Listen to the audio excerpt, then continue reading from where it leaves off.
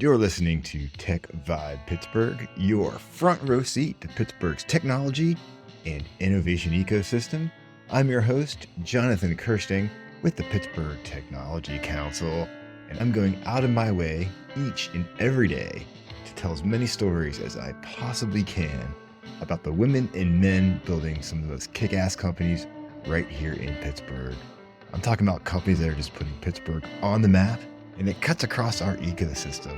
And today, I'm just really excited to welcome Pat Schober from Poetica Marketing to TechVibe today. His company's unique blend of marketing and event services includes SEO, copywriting, and even live event production. He's going to highlight the evolution of the company's services, starting with a successful but chaotic pizza eating contest. Pat will even emphasize the importance of SEO, and we're going to talk about a thing called GEO for AI search engines to help create well-structured, easily scannable content. He stresses the need for diversified marketing channels to avoid dependency on any single platform. He also underscores the significance of integrated marketing and sales processes to enhance business efficiency and success. Let's welcome Pat to the show today. So Pat, it's great to have you here in the Huntington Bank studios. I just get so jazzed having conversations with people that are building stuff. And our ecosystem requires so many different types of companies to make it run. I just love what Poetica is up to. So you gotta be the guy to tell me and our listeners, give me the elevator pitch for what Poetica is all about. Yeah, thank you so much for having me here today. So Poetica Marketing is a marketing and events company. We help companies stand out online and in person. So our bread and butter is anything written or online. So we do a lot of blogs, SEO, a lot of copywriting, ebooks, white papers, lead generation, newsletter campaigns, things like that. And then we also do a lot of live events, production and coordination. So we do everything from conferences to open houses, block parties, a lot of B2B events. Block parties. Now you got me talking. Yeah, I love it. We do anniversary parties for companies, things like that. And ideally, we find opportunities to find those two passions and combine them together to really help companies resonate with the community. Yeah, that's a very unique niche. How did you come across these things? I mean, it's very but first off, I love, as a fellow writer talking to another writer, I love it because I love all the technical stuff in the world, but the technical stuff doesn't mean much unless people can understand it, read about it, discover it, find it online, whatever that may be. And that's hard stuff to do, especially when you're trying to optimize that writing in order for people to find it easier or to stand out, of course, from the competition. So I get excited when we have these conversations around this, but I'm just curious, like, how you're able to take that and then you find this niche around events and like block party type stuff. Like, how did that come together? So that was, we're always trying to evolve with client requests and the way we can fill a void and kind of keep continuing to fulfill our client needs. And that started off as a simple request. We had a client who came to me and said, Pat, do you do events? And I had initially laughed because I do now. the only event that I had done for a client previously had been it was successful, but it was mostly a disaster. We had done a pizza. That's the quote of the day. I love it. We had done a pizza eating contest for a pizza shop, and I didn't know what I was doing. We got some good publicity out of it. We had a lot of people come. Just didn't have all of the safety protocols in place. We had a couple guys come in from West Virginia who were like semi-competitive eaters. And they came in and like they were making pies. They were eating pies as fast as we can make them. So they were eating some of them right out of the oven, and burning themselves and stuff. So it was a little bit of a mess, and a tasty mess. But everyone was happy by the end of it. We got some nice publicity, so it served its purpose. Okay. I hadn't really done anything since then, but we had this client a year or two later say, Pat, do you do events? And I was like, we don't really do that, but I'll find somebody who does. I have a couple people in my Rolodex. And then I went home and I thought about it, and my wife had done, and she was still in the theater world. She has 10 years of experience in the technical side of the theater world. So she's run theaters. She's been a lighting designer. She's been an assistant master electrician. So she's done a lot of stuff on the back end just to make sure theaters, shows, and events go smoothly. I see where this is going. And all so right, I was like maybe this could work. So I asked Regina, my wife, about it. And I was like, look, this is like this is the ask. They want to do this type of dinner and in this type of location. This is, the kind of budget that they have. Like, what do you think? And she said, let's do it. And so I went back to the client and I was like, we haven't done anything like this before, but if you're willing to work with us, we'll work with you and we'll just see how this goes.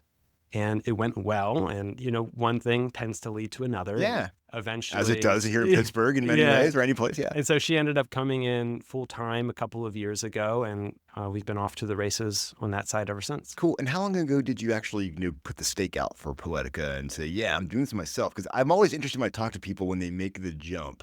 Yeah, I started from like, I'm getting paid every 2 weeks. Let's see if I can get paid every 2 weeks. Right. Let's see if I can get paid every 2 weeks. Let's see if I can get paid this month. Exactly. That was July 2018. Okay. Wow. You've been at this for a while then. I like it. So you're deep in the groove now. I like that a lot. Yeah. Very cool. Excellent. So, I mean, right now, like are most of your clients in Pittsburgh? Yeah, most of them are in Pittsburgh. Occasionally we'll have stuff pop up in weird places, like Canada, Florida, Texas. Yeah, things will pop up here and there. You got to pack up the van. Yeah. Fortunately, most of our stuff is digital. I used to run a music website and podcast, which brought in a lot of business from like record labels and bands all across the country. Cool. So occasionally we'd have like little cool stuff happening here and there.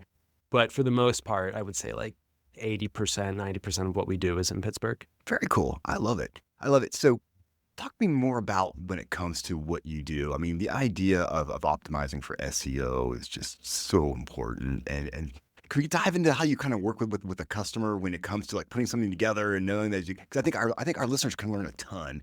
Just getting some basics here and there about like what it means if you're putting something together. Because I do believe there's also a time when you got to bring in the professional. I mean, you can do lots of stuff yourself, but sometimes if you're really looking to break out, you got to bring in the Poeticas of the world. Yeah. Because this is what you do. This is your bread and butter. And I feel like making an investment in that as a business owner is something that if you really believe in your business and you want to launch forward, like, and use people in Pittsburgh. This is my big thing is if you're in Pittsburgh listening to this, it's like, we've got great talent here in Pittsburgh to cover all your needs. Like I said, it's like an ecosystem here we have, and like we got some great talent everywhere you need it.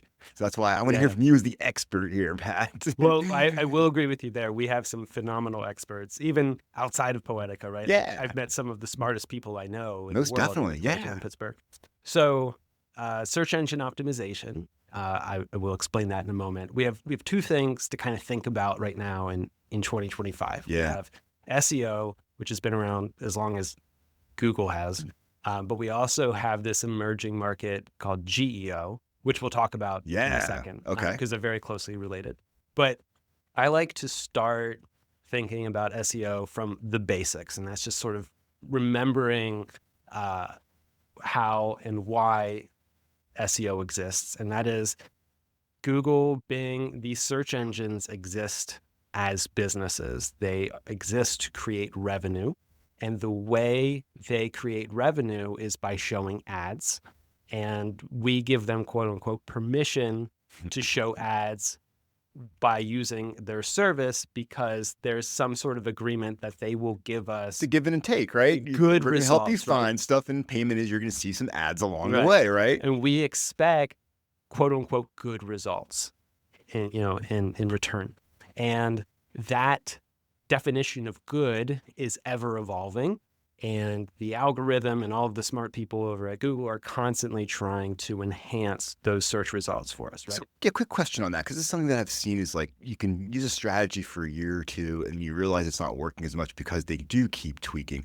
Are there official announcements of when they say we have a new algorithm coming out, or is it just something on the sly? Like, how does that work? There are announcements when those will happen. There are also changes that take place and don't get announced. Right. There is a lot of, there aren't very clear guidelines. There's like hardly a Bible that we can go to and it will say like, these are all of the latest things that you have to do. Exactly. Oftentimes there will be recommendations and there will be interviews where somebody from Google will say, hey, this is a new trend or this is something we're looking for. But generally what happens is you have a bunch of SEO experts who are running tests simultaneously, and they'll pull together their knowledge to say, these are the trends that we're seeing. And these interesting. Are the techniques that Okay, that's how it works. And then they'll compile those into strategies, and a lot of people will eat those up. So there's like a little bit of like, hey, we have some insight from Google and from other search engines, And sometimes their insights are right, and sometimes they don't always show themselves to be factual. So we have that bit of information, and we also have just what we're seeing in the field, and we try to combine those together. Absolutely. Yeah. So, wow, that's interesting. So your mind is always evolving around this, because as you're picking up results from, as you work with clients, you start seeing what's working, what's not working. And what's so cool is that you just can adjust along the way based upon what you're seeing. But then you remember, like, wait a second, I have a similar client. This didn't work. This did work. So you try it, and then becomes a thing. So it's never really the same day twice for you then, right?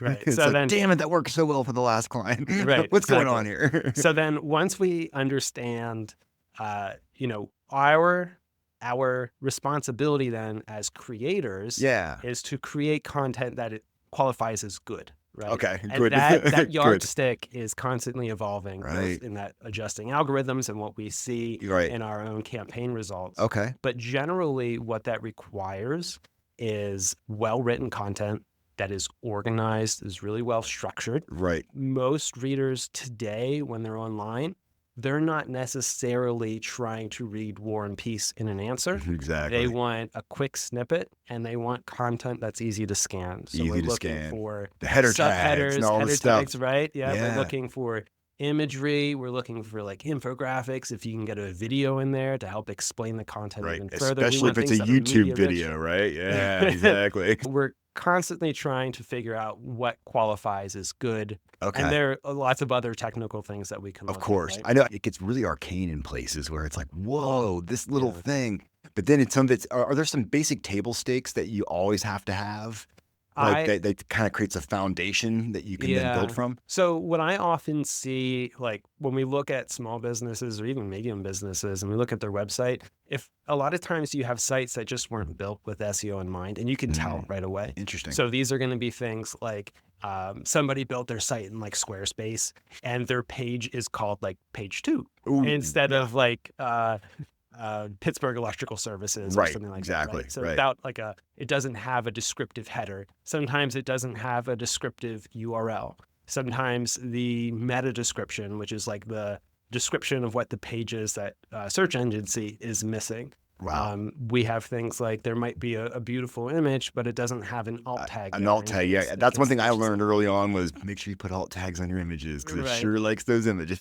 Right. Well, the other thing too, I mean, some websites see a lot of traffic because of their images as well. So like I've seen reports where like some websites get like 10 to 20% of their traffic through image search. Interesting. And that's partially just from like good tagging and alt tags, right? Okay.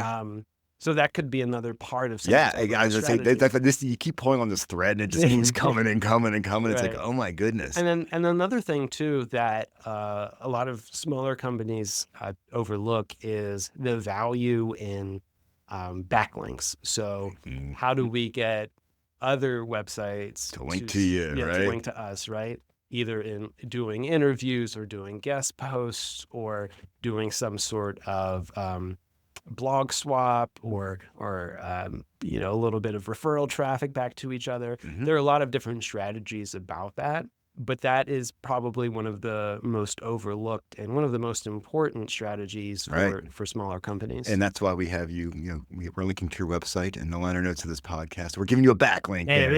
Good old one of those valuable backlinks. It'll be $50. We have an option here. You can click off if you want backlinks. It's just money payable to me. So it's all good. No, I love it. That's cool. So what's going on with GEO then? Yeah.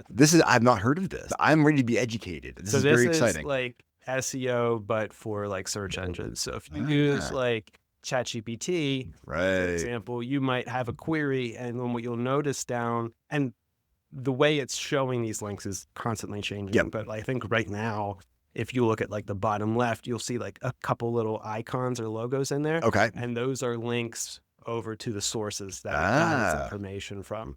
And so GEO is, I like to say that SEO is more focused on how do we create content for people. Okay. And GEO is more how do we create content for computers. For these AIs, that's awesome, dude. I love that. That's right on. Okay. Fortunately, a lot of the same rules apply, but GEO wants things to be a lot more logical. So it's even more important to have those header sections and to be very descriptive and to have very clear Right. sentences. And Okay. So is that where basically if I have ChatGPT say, I want to learn everything there is to know about electrical companies in Pittsburgh. So if you're that Pittsburgh electrical services company that you mentioned, it might actually use that as a source when it gives you the answer. Because I love that when I see the sources of where it pulled from. Yep. I learned something today and I actually replied it back to something that I've experienced. So this is great. That's perfect. And so what we're starting to see is a lot of times people are using these AI tools as a way to kind of eliminate their overall Google experience. Right. I personally prefer searching in ChatGPT because I can get a much more nuanced answer a lot faster than having to read through things. But why is it that when if I do my stuff through ChatGPT, I tend to trust it less for some reason? And if I just go onto Google, I don't know why. It's just my brain doesn't feel like I need to really vet this because I'm like, because you know that ChatGPT, it'll hallucinate on me and stuff. Said old rule of thumb: trust but verify. Yeah, exactly. Right? There have been some very high profile cases of AI just pooping the bed. Oh yeah, it's done it on me a couple times where I'm like, what? Right. This isn't right. You know, there have been like legal cases where lawyers have used them as a paralegal. Oh yeah. And just like made stuff up, even though it like said it was I got true. some case law here, everybody. Yeah, right. It's like, what? Where did that come from? So I think it's going to be one of those things where hopefully, ideally, will continue to get smarter and better. But, you know, it can only go so far. And another thing to kind of keep up with is it's only updated every so often too. Well, that's a good point. There is a longer gaps of updating that right now than it is with, apparently, I think with SEO. I just like every day there's something a little different with it. But that's probably a bit of an exaggeration. But I do feel like, yeah, because a lot of times you see stuff where it'll say this data that's looking through is only up to April of 2024. It'll tell you that, wait, I was like, a long time ago. Yeah, right. So that's another thing too, is that it might not have all of the information you expect it to. It might not have all the information you have on a topic to make an informed opinion or conclusion. But this is super important stuff to be thinking about as someone out there with a web presence. You need people to find you, because now people are changing the way they're finding you. It's not just Google. So this is some really actionable stuff to be thinking about. Right. And I think it comes back to what is good marketing. Yeah. And a lot of good marketing is not putting all of your eggs in one basket. Oh, right? keep talking to me about that. I love hearing that. Yes. So for example, if you put all of your marketing efforts into your Instagram presence, what happens if Instagram servers go down tomorrow? Do you just miss out on a day of business? Same deal if... think about TikTok. I mean, you see all these people, they built massive businesses around just being on that platform. And when it could go away, people were like, and it's like, well, that's sad for you. But guess what? One of the things I've learned over my 30 years of covering tech companies is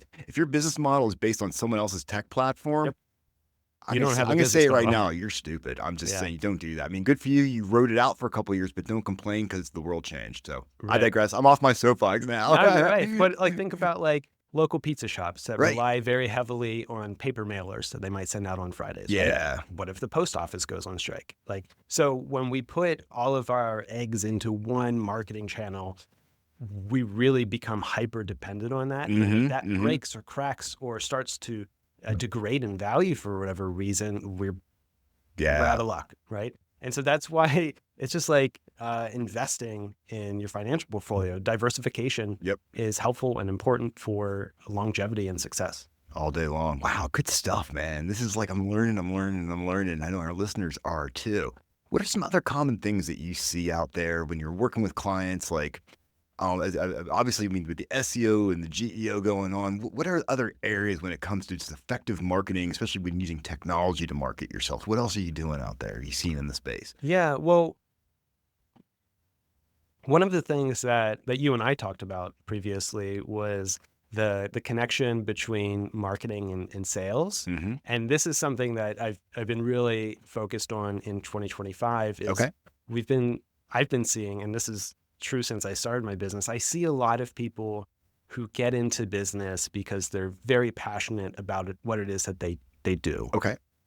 But they're not necessarily the best business people in the world. Oh, yeah. And they're not necessarily the most savvy salespeople in the world. I'm glad you bring this up because this is exactly, I think, something that's useful to our listeners here. Because if I look at a lot of our members here at the Pittsburgh Tech Council, we have these women and men who are like engineers, and they have a piece of technology that they're developing. They're really smart around this technology and developing it, but they're not sales experts and they're not marketing experts. And so, there's a commonality here, between us. So keep pulling on that thread with me. I like it.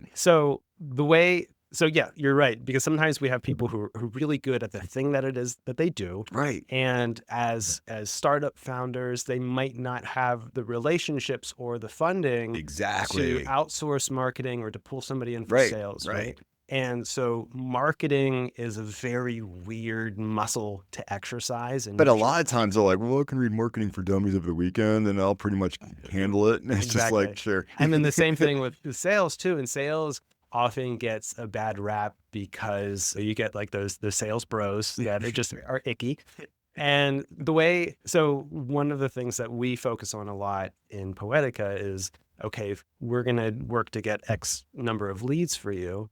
But what happens after you get those? What is your sales process? Nice. So you actually continue beyond that then to help with the process, because that's part of what we want to check in on. That's is like, awesome. What are you doing with these? Right. And if you don't have a process in place, let's talk about ways we might be able to modify that or enhance that. Because part of what we look at is like, hey, if I get you 10 leads tomorrow and you are able to close 10% of them, that's one sale that you get. Right. But what if you could close 20%? What if you could get 2 sales out of that? That is a huge difference.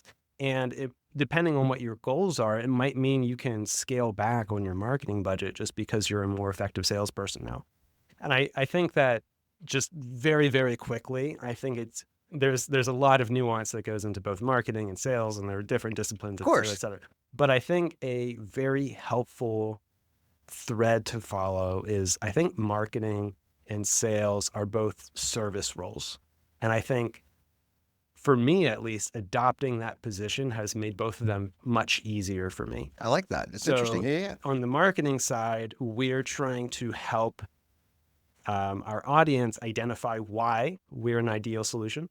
And then on the sales side, we're helping somebody identify why we are an ideal solution for their very specific problems. Gotcha. Mm-hmm. And on the sales side, I think part of the reason our sales rate is higher, or is relatively high at Poetica, is because I like to have it feel more like a conversation, more than like I'm pitching you all day a product long. Or a service. Right? Nothing better than having a conversation than someone being like hyping yourself up and trying to sell yourself, as opposed to just talking with somebody, articulating their needs, being able to process that and say, this is something we can do for you, without that like, and especially less ickiness, I guess, right? Yeah, and especially in a service industry like marketing, where there are no guarantees. All we can say is like, look, these are your problems. These are what I think would be good solutions. Mm-hmm. And here's areas where we've seen success in the past and how similar companies have benefited. Gotcha. And this is kind of the price point, and where do we go from here? Exactly. So I think starting with that from, we are providing solutions in both sides is a very helpful starting point. Very cool, man. I love you guys are doing some great work here. And I want people to, like, if they're curious, they have an idea, a thought, like a need, just to reach out to you, right? I think you guys are there to talk someone through something and see if your services could be appropriate for them. Because I go back to my thing, everybody out there, you're listening, like, we've got some great people here at the Tech Count, talented companies that can help you with your business. So, and these are tough things that you can do some of this yourself without a doubt, but there's a certain point. Bring in the pros, man. Simple like that. For sure. Poetica and pros. I don't know. I won't get too nerdy on it. I will say, you probably know this from your writing background, but Poetica comes from the phrase Ars Poetica, which is roughly the art of language or poetry. So that's where the name comes from, because especially at the beginning, we were so content focused that everything we do is language based. Right. And now we kind of position it more as like we're storytellers. I love it. We do live event stories, and we also do, writing stories as well. So, all the fun stuff. And if you click on that backlink that I gave you over there, this thing, you can learn all about Poetica. I've had so much fun talking to you. I learned so much today, especially around the GEO. That's something I think everybody should really take home.